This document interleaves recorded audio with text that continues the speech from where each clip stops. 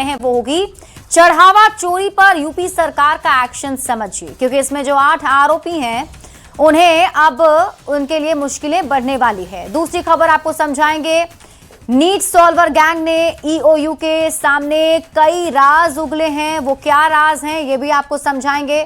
तीसरी खबर आपको बताएंगे, भरत के परिवार को जांच पर भरोसा क्यों नहीं है, क्योंकि भरत के परिवार वालों ने अब सीबीआई जांच की मांग कर दी है। और चौथी खबर आपको बताएंगे, मंगेतर के मर्डर पर सिया का बड़ा खुलासा, क्या ये खुलासे वे हैं ये भी आपको बताएंगे। तो आइए अब विस्तार से खबर को समझ लेते हैं और बुलेटिन की शुरुआत उस खबर से करते हैं जिस पर पूरे देश की नजर है। राम मंदिर चढ़ावा चोरी केस, कल ही इस मामले में एफआईआर दर्ज हुए और अब 2 बड़े अधिकारियों का इस्तीफा भी आ गया है। 8 लोग इसमें गिरफ्तार किए गए हैं और इस मामले पर यूपी के सीएम योगी ने एक बार फिर कहा कि दोषी बचेंगे नहीं। एसआईटी की रिपोर्ट आते ही कार्रवाई शुरू हो गई है। मुख्यमंत्री ने जनसभा के दौरान कहा, जन आस्था से खिलवाड़ बर्दाश्त नहीं किया जाएगा।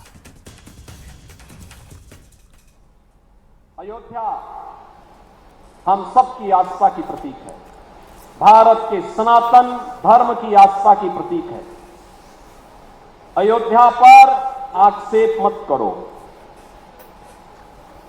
प्रभु श्री राम की मर्यादा का पालन करना सीखो और अयोध्या के बारे में जो कतिपय समाचार मिल रहे थे, हमने कहा था एसआईटी गठित की गई है। एसआईटी की रिपोर्ट आने के साथ ही हमारी कार्रवाई भी प्रारंभ हो जाएगी और आपने देखा होगा एसआईटी की रिपोर्ट आई, तुरंत कार्रवाई प्रारंभ हो गई। और मैं आश्वस्त करता हूं, जो मैंने कहा था, दूध का दूध और पानी का पानी हम करके रहेंगे। जन आस्था के साथ खिलवाड़ स्वीकार्य नहीं। सनातन आस्था के साथ जो भी खिलवाड़ करेगा उसका भुक्तभोगी होगा। तो सीएम योगी आदित्यनाथ ने खुली चेतावनी पहले से ही दे दी थी कि जो भी दोषी हैं उन पर कार्रवाई तो होकर ही रहेगी। अब एसआईटी की रिपोर्ट भी सामने आ चुकी है, क्या खुलासे वे हैं ये सब कुछ आपको समझाते हैं, किन किन की गिरफ्तारी हुई है ये भी आपको बताएंगे। लेकिन सबसे पहले आप ये समझिए, राम मंदिर में चढ़ावा चोरी पर यूपी सरकार का एक्शन समझिए। देखिए, कल ही चढ़ावा चोरी मामले में एफआईआर दर्ज की गई और आज गिरफ्तारी और इस्तीफे की भी खबर आने लगी। वीएचपी के दबाव में राम मंदिर ट्रस्ट के 2 बड़े अधिकारियों का इस्तीफा हुआ है, जो आज सामने आया। राम मंदिर ट्रस्ट के महासचिव चंपत राय और राम मंदिर ट्रस्ट के सदस्य अनिल मिश्रा ने अपने अपने पद से इस्तीफा दे दिया है।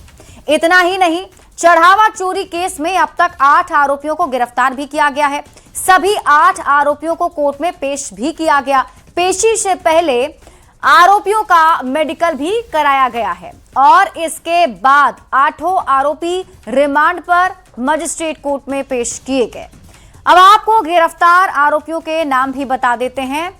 रमा शंकर यादव, टिन्नू यादव चंपत राय का करीबी, Anukalp Mishra cash counting head, Subhash Srivastava cash counting incharge और इनके अलावा 5 काउंटिंग कर्मचारी गिरफ्तार हुए हैं, जिनके नाम हैं मनीष यादव, लवकुश मिश्रा, अविनाश शुक्ला, करुणेश पांडे, रमा शंकर मिश्रा। अब आप खबर तो समझिए, राम मंदिर चढ़ावा से चोरी को लेकर सरकार काफी गंभीर है। आरोपियों के खिलाफ लगातार कार्रवाई की जा रही है। राम मंदिर में चढ़ावा चोरी के दोषियों को सरकार बख्शने के मूड में बिल्कुल भी नहीं है। यानी जो इसमें आरोपी पाए जाएंगे उन पर सख्त कार्रवाई जरूर होगी। और आज के मुख्यमंत्री योगी आदित्यनाथ के इस बयान ने यह बात साफ कर दी है। बढ़ेंगे आगे और अब बात अगली खबर की। 21 जून को कड़ी सुरक्षा व्यवस्था के बीच दोबारा हुई परीक्षा में लखीसराय में फर्जीवाड़े की साजिश रची गई। परीक्षा के दिन ही 9 फर्जी अभ्यर्थियों समेत 30 लोगों की गिरफ्तारी ने यह साफ कर दिया कि गैंग सक्रिय तो है, लेकिन सुरक्षा व्यवस्था पहले से कहीं ज्यादा मजबूत। अब इस पूरे नेटवर्क की जड़ तक पहुंचने के लिए ईओयू ने 12 सदस्यीय एसआईटी का गठन भी कर दिया है। सबसे पहले आप ये रिपोर्ट देखिए, फिर खबर तो समझिए।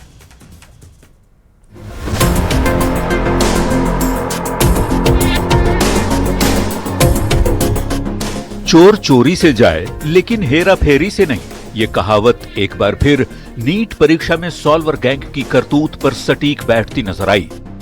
तमाम सख्त इंतजामों और चाक चौबंद सुरक्षा के बावजूद सॉल्वर गैंग ने एक बार फिर परीक्षा में सेंध लगाने की कोशिश की, लेकिन इस बार उनकी चाल कामयाब नहीं हो सकी। गैंग ने सिस्टम को चकमा देने की हर मुमकिन कोशिश की, पर सुरक्षा इतनी पुख्ता थी कि उनकी सारी चालाकी धरी की धरी रह गई। लखीसराय पुलिस ने परीक्षा के ही दिन गैंग के मंसूबों को तार-तार करते हुए 9 फर्जी छात्रों समेत कुल 30 चीटर को रंगे हाथों दबोच लिया। भले ही गैंग की कोशिशें नाकाम हो गईं, लेकिन इनके दुस्साहस का इलाज करने के लिए अब सरकार ने भी कमर कस ली है। इस पूरे सिंडिकेट को जड़ से उखाड़ फेंकने के लिए आर्थिक अपराध इकाई यानी EOU ने एक जंबो SIT का गठन कर दिया है। अभी फिलहाल जो जानकारी मिली है उसके मुताबिक ADG जो है उन्होंने SIT का एक गठन किया है और ये SIT जो है वो DIG के नेतृत्व में गठन किया गया है। आपको बता दें कि इसमें कुल 12 लोग जो है SIT की टीम बनाई गई है और ये तमाम 12 लोग SIT की टीम जो है वो मिल करके री एग्जाम में हुए जो धांधली है, जो फर्जीवाड़ा है, उसकी पूरी जांच जो है वो अब करेंगे। आर्थिक अपराध इकाई यानी इकोनॉमिक ऑफेंस यूनिट के DIG के नेतृत्व में 12 सदस्यों की यह हाईटेक टीम अब इस फर्जीवाड़े से जुड़े एक-एक सेटर की कुंडली खंगाल रही है, ताकि ऐसे ढीठ और बेशर्म अपराधियों को ये समझ आ जाए कि कानून के हाथ उनकी सोच से भी ज्यादा लंबे हैं। न्यूज़ 18 के लिए पटना से रवि एस नारायण के साथ ब्यूरो रिपोर्ट।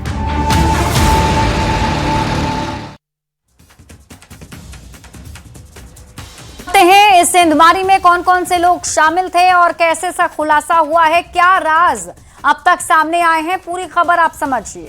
देखिए, नीट पेपर में सेंध लगाने वाले सॉल्वर गैंग पर शिकंजा कैसे कसा जा रहा है, ये अब आपको समझाते हैं। तो 21 जून को लखीसराय में 30 लोग एक साथ गिरफ्तार किए गए और इस मामले में जांच के लिए EOU ने SIT गठित कर दी है।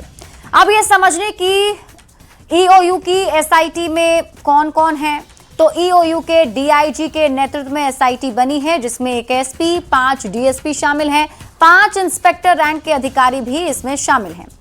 SIT को क्या करना है, तो रीनीट फर्जीवाड़ा का सच निकालेगी, अभ्यर्थियों का रोल नंबर NTA को भेजेगी, एड्रेस पता लगाने के बाद उन छात्रों से पूछताछ होगी जिनकी जगह सॉल्वर बैठे थे। सभी को पूछताछ के लिए नोटिस भेजेगी, गिरफ्तार सॉल्वर्स को रिमांड पर लेगी और सॉल्वर गैंग के गिरफ्तार 9 लोगों से पूछताछ हुई। सिस्टम में सेंधमारी करने वालों से भी पूछताछ हुई, बायोमेट्रिक वालों से भी पूछताछ करेगी और इस बीच EOU ने एक गिरफ्तार सॉल्वर से पूछताछ में कई राज उगले हैं। लखीसराय जेल में बंद चंचल कुमारी का खुलासा है कि गवर्नमेंट आयुर्वेदिक कॉलेज ओडिशा की वो छात्रा है चंचल ने भाई शंभू कुमार को ये जानकारी दी। सॉल्वर गैंग ने सिस्टम में सेंधमारी की है, बायोमेट्रिक में पैड से परीक्षा तक पहुंचा है गैंग। PMCH के राजन ने चंचल को लखीसराय भेजा था। राजन PMCH में 4th ईयर MBBS का छात्र है। राजन की दोस्ती PMCH के ही मयंक से थी। पहले बायोमेट्रिक में मदद के लिए कहा गया, लखीसराय जाने पर परीक्षा में बैठने को कहा गया। नंदनी राज की जगह परीक्षा में चंचल बैठी थी। मयंक का संपर्क बायोमेट्रिक वालों से था, ये खुलासा अब तक हुआ है। अब आप ये समझिए कि सॉल्वर गैंग ने कैसे पूरा खेल किया। तो सेंटर पर बायोमेट्रिक की टीम ने खेल किया। डमी कैंडिडेट को फर्जी तरीके से एग्जाम में प्रवेश दिला दिया गया। डमी कैंडिडेट के फर्जी आधार बनाए गए।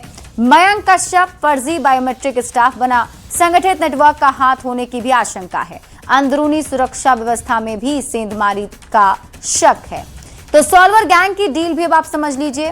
तो 8 से 12 लाख में ये डील हुई थी, जिसमें से 25,000 या उससे ज्यादा एडवांस दे दिए गए थे। बाकी जो पैसे हैं वो परीक्षा पास होने के बाद देने थे और बाकी के पैसे इंस्टॉलमेंट पर देने थे। और इस तरीके से ये पूरा नेटवर्क काम कर रहा था, लेकिन पुलिस ने इसका खुलासा कर दिया है। बढ़ते आगे और बात अगली खबर की। भरत तिवारी एनकाउंटर मामले में न्यायिक टीम ने जांच शुरू कर दी है। 2 हफ्ते में टीम को अपनी प्रारंभिक रिपोर्ट सौंपनी है, पर भरत तिवारी का परिवार इस जांच से संतुष्ट नहीं है और पूरे मामले की CBI जांच कराने की मांग भी कर रहा है। ये रिपोर्ट देखिए, फिर खबर तो समझिए।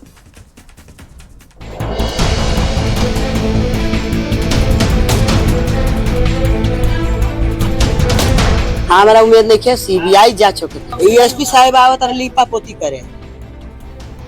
भरत तिवारी एनकाउंटर मामले की जांच सीबीआई करे, इस मांग पर परिवार अड़ गया है। भरत तिवारी की मां आशा देवी का साफ कहना है कि उन्हें न्यायिक जांच पर रत्ती भर का भरोसा नहीं। इतना ही नहीं, उन्होंने आयोग पर लीपापोती का आरोप भी लगा दिया। पुलिस भी जांच शुरू हो गई ना, हम पुलिस हम ना की पुलिस का हम नहीं माना। हमारा उम्मीद नहीं है सीबीआई जांच होके सीबीआई जांच होगी। नया जज हमारा जांच बूझ कर सीबीआई सीबीआई रिटायर वाला ना एसपी साहब आवत और लीपा पोती करे। हमारा उन लोग से कुछ उम्मीद नहीं। वहीं पुलिस की जांच को लेकर परिवार के लोगों ने पुलिस की भूमिका पर ही सवाल खड़े कर दिए। डीआईजी भी जांच कर रहे पूरे मामले नहीं, वो सब किसी का हाथ नहीं चाहिए हमको। राज एसपी है, उनका भी नहीं चाहिए। वो तो खुलेआम घूम रहे हैं ना। वो खुद ऑर्डर दिए थे, खुद वो कहे थे गोली मारने के लिए। जो कहा है वो क्या, माने पुलिस होकर वो क्या करेगा जांच? जो खुद मारा हो तो इसमें जांच क्या है? हम तो कहते जांच क्या करना है। भारत के परिवार की मांग है कि पूरे मामले की सिटिंग जज के नेतृत्व में सीबीआई जांच कराई जाए, क्योंकि राज्य सरकार पर उन्हें भरोसा नहीं है। तो ऐसे में सवाल है कि आखिर भारत के परिवार को न्यायिक जांच पर भरोसा क्यों नहीं? तो अब देखने वाली बात ये होगी कि सरकार के द्वारा जो ये कमेटी बनाई गई है और उस कमेटी के जांच में कौन से तथ्य सामने आते हैं। चंदन कुमार, न्यूज़ 18, बिलौटी, भोजपुर।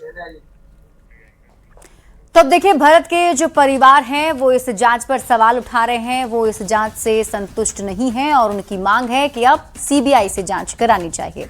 लेकिन हम आपको अब पूरी खबर समझाते हैं और सबसे पहले आप ये समझिए कि भरत का परिवार क्या कह रहा है।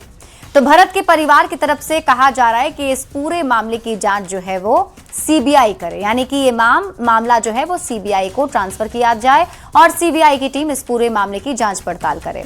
इसके साथ ही भरत का परिवार ये भी चाहता है कि सिटिंग जज से की निगरानी में जांच हो। अभी आपको बता दें, जो आयोग गठित किया गया है उस आयोग में रिटायर्ड जज हैं, लेकिन उनका मांग है, यानी भरत तिवारी के परिजनों का कहना है कि सिटिंग जज की निगरानी में जांच होनी चाहिए। रिटायर्ड जज के जरिए लीपापोती कराने का आरोप भी भरत का परिवार लगा रहा है। साथ ही पुलिस की जांच पर भी भरोसा नहीं है, ये बातें भरत के परिवार ने कही हैं। राज्य सरकार से केवल आश्वासन ही मिल रहा है, अब तक कोई ठोस कार्रवाई नहीं हुई है। तो भरत के परिवार की तरफ से आज ये बयान दिया गया। लेकिन सवाल है कि क्या न्यायिक जांच के लिए जो आयोग बना है उसने कुछ नहीं किया? तो आइए आपको ये भी बता देते हैं कि न्यायिक जांच में अब तक क्या क्या हुआ है। तो न्यायिक टीम ने अपनी जांच अब शुरू कर दी है और जांच आयोग के अध्यक्ष पूर्व जज विनोद सिन्हा जो हैं वो बिलौटी गांव भी पहुंचे थे और उस घटना स्थल पर भी गए थे जहां पर ये सब कुछ हुआ था। घटनास्थल का निरीक्षण भी किया था और फिर परिवार से मुलाकात कर बातचीत कर पूरी जानकारी भी उन्होंने ली थी। 2 हफ्ते में इस टीम को अपनी प्रारंभिक रिपोर्ट सौंपनी है, यानी इस टीम ने जो कुछ भी इस घटना में हासिल किया है, जो सबूत इसने जुटाए हैं, ये सारी रिपोर्ट उन्हें देनी है। अब आप सवालों के जरिए पूरी खबर को समझिए। सवाल ये उठता है कि न्यायिक जांच रिपोर्ट आने से पहले सीबीआई जांच की मांग क्यों की जा रही है। सवाल ये भी है कि भरत के परिवार को न्यायिक जांच पर आखिर भरोसा क्यों नहीं है। तो ये कई सारे सवाल भी हैं। हालांकि इस पूरे मामले को लेकर अभी जो आयोग गठित किया गया है वो जांच पड़ताल में जुटा हुआ है। देखना होगा कि प्रारंभिक रिपोर्ट में क्या कुछ सामने आता है। बढ़ते हैं आगे और अब बात करते हैं पुणे के चर्चित केतन अग्रवाल मर्डर केस की। इस केस में जांच के दौरान एक बड़ा खुलासा हुआ है। पुलिस की पड़ताल में सामने आया है कि हत्या की साजिश वारदात से 1 दिन पहले ही रच दी गई थी। आरोप यह है कि 17 जून की शाम को कोंडवा इलाके के एक कैफे में आरोपी सिया गोयल और चेतन चौधरी ने मुलाकात कर हत्या की पूरी प्लानिंग की थी और यहीं पर कथित तौर पर कोड वर्ड तय किए गए और वारदात को अंजाम देने की रणनीति बनाई गई। अब उस कैफे का वीडियो और घटनाक्रम सामने आ चुका है, जो टीवी स्क्रीन पर आपको हम दिखा भी रहे हैं, जहां बैठकर इस सनसनीखेज हत्या की नींव रखी गई थी। और आपको बता दें कि आरोपी सिया और चेतन को पुलिस रिमांड पर भेज चुकी है और दोनों से पूछताछ कर पूरे मामले की तह तक जाने की कोशिश की जा रही है।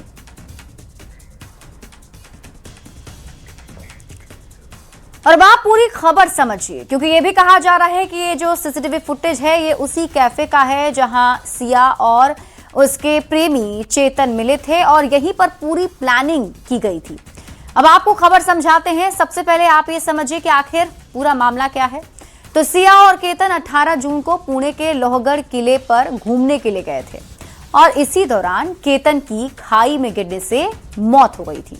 सिया पर मंगेतर केतन की हत्या करने का आरोप है और यह भी कहा जा रहा है कि इसमें वो अकेले नहीं है, उसका बॉयफ्रेंड चेतन चौधरी भी साथ है। यानी कि चेतन चौधरी के साथ मिलकर मंगेतर की हत्या का आरोप लगा है। सिया और चेतन को 7 दिन की पुलिस रिमांड पर भेजा गया है और दोनों से पूछताछ, मामले की जांच अभी जारी है। अब आप ये समझिए कि पुलिस की पूछताछ के दौरान क्या क्या जानकारी मिली है, यानी सिया ने क्या क्या बताया है। तो पुलिस ने बुधवार को दोनों से आमने सामने बिठाकर पूछताछ की। सिया और चेतन एक दूसरे को मास्टरमाइंड बता रहे हैं। पूछताछ में यह भी खुलासा हुआ है कि केतन को एक नहीं 3 बार मारने की कोशिश की गई थी। सबसे पहले 5 जून यानी कि 5 जून की तारीख को पहली कोशिश की गई। सिया ने किले पर जाने की जिद की, केतन उस दिन नहीं गया। फिर दूसरी बार जो ये तैयारी थी वो 14 जून की थी। 14 जून को दूसरी कोशिश की गई, धक्का दिया लेकिन केतन बच गया। पूछने पर कहा सांप दिखा तो धक्का दिया। इसके बाद 18 जून यानी कि तीसरी कोशिश। 18 जून को सिया ने तीसरी कोशिश की, बॉयफ्रेंड के साथ मिलकर धक्का दिया और केतन खाई में गिर गया। केतन की मौत हो गई। यह खबर सुन के मन में यह सवाल भी आता है कि आखिर क्यों सिया ने अपने ही मंगेतर की हत्या की। तो अब तक मिली जानकारी के मुताबिक सिया शादी के लिए तैयार नहीं थी। बदनामी के कारण प्रेमी के साथ भागी नहीं। अब देखना होगा कि इस मामले में और क्या खुलासे होते हैं और केतन के हत्यारों को कब तक सजा मिलती है।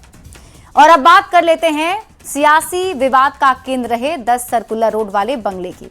इस बंगले से राबड़ी देवी की शिफ्टिंग की प्रक्रिया शुरू हो गई है। राबड़ी आवास के बाहर लगे सुरक्षा उपकरणों को भी खोल दिया गया है। सरकारी नोटिस के बाद राबड़ी बंगला खाली करने को तैयार है। तो मंत्री नंदकिशोर राम 10 सर्कुलर रोड वाले बंगले में शिफ्टिंग की तैयारी कर रहे हैं। ये रिपोर्ट देखिए।